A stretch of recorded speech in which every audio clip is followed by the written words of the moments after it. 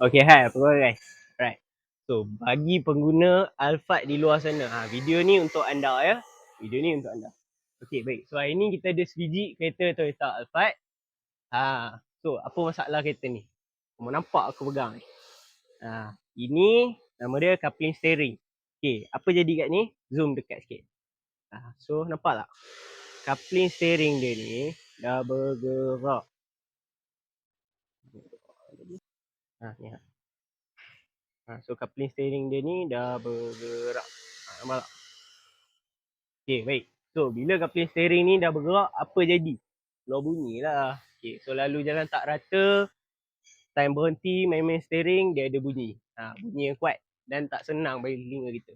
Okay, bagi kita nak settle masalah ni, kita pun suggest pada owner untuk tukar satu coupling yang baru. Okay, so dah siap pasang benda ni, selesai masalah.